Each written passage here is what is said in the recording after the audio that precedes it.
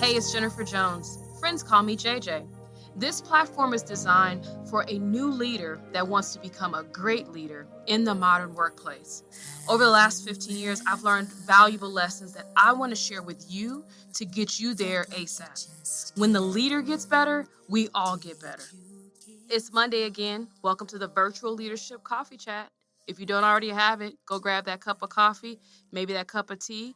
If it's a little late at night and you want a glass of wine, it's all right with me. You can always push pause. Let's go. Welcome back. So remember early on when we talked about getting organized, and one of the things I told you about was a part of my own management system that includes a weekly small bites with all my direct reports. And so hopefully by now you've included that into your standard work and a part of your weekly cadence with your employees. So in the small bites, this is a great opportunity to continue to support the ongoing implementation and execution of the plan on paper. So in that weekly check-in, the first thing you want to start with is really pausing and say, what did you accomplish this week? And the good news is that you both have a line on the plan. You've got a plan on paper that should be able to be the framework of this discussion. So based on what they've committed to for perhaps the first step of the plan, if we go back to our example of growing Mario Kart revenue, was to go and source the user list and understand their utilization of the target market that you're looking at. So if that's the first step, you might want to ask the question of your employee, what did you accomplish last week? And so hopefully they've accomplished actually going to glean that list.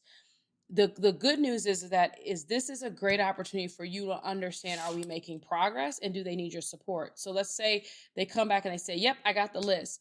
The first question you ask, okay, what did we learn? What did you learn about the user? So it ensures that they've dug into the data. They can share your learnings and you two can have catchball, remember that term, on what they learned and can continue to evolve the plan.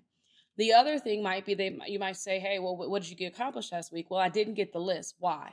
So this is a great opportunity for you to understand, one, perhaps they didn't get the list because something else got in the way. So are they focused on their priorities?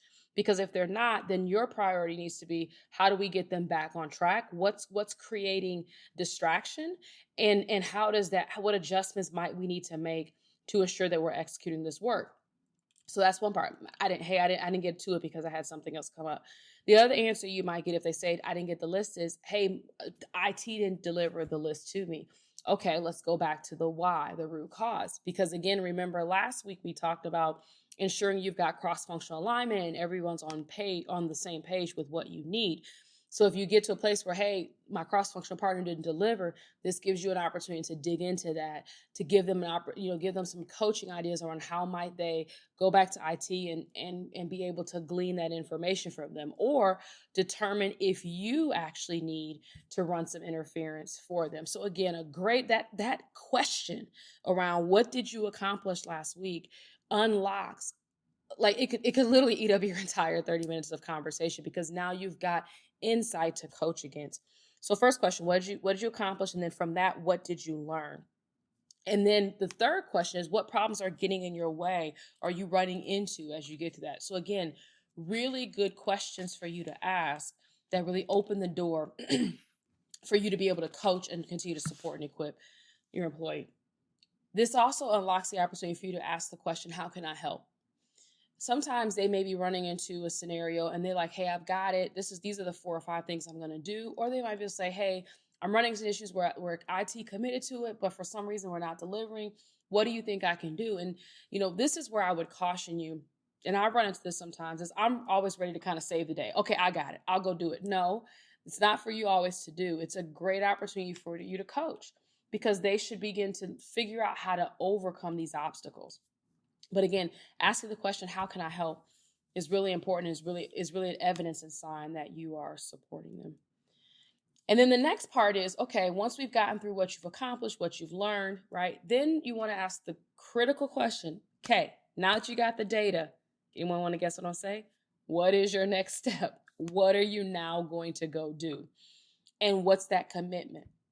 The thing that I have learned is, sometimes we get a task checked off our list, and sometimes we're so excited that we checked it off that we haven't begun to think about, okay, what's next? We gotta keep moving. If you don't move forward, then actually and stand still, you're actually going to go backwards because time keeps moving and now you'll be behind. So this what is your next step is really important. And I think in that question, subsequent to that, as you want to ask, what are you expecting to see? So if we go back to our example of the Mario Kart, and now you've got the user list, and we've learned, hey, these different statistics about the users, then maybe the next step might be, okay, now I'm going to go and identify the persona. I'm going to identify the persona of these four kind of customers that I'm seeing in the data. That's my next step. And so the question might be, okay, what do you expect to see? Hey, I expect to see that these four people are going to have different media needs or different desires. I'm going to maybe have to do different messaging.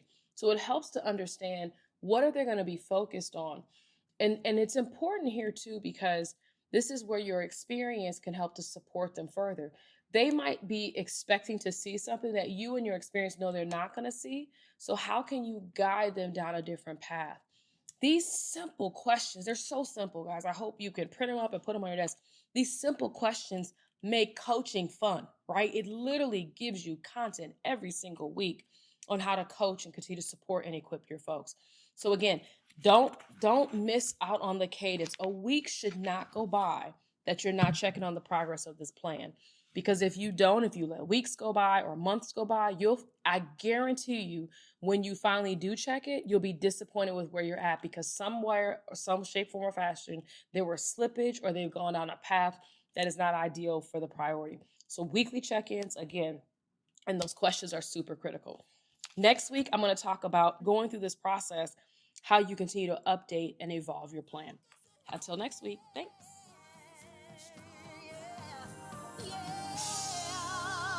Because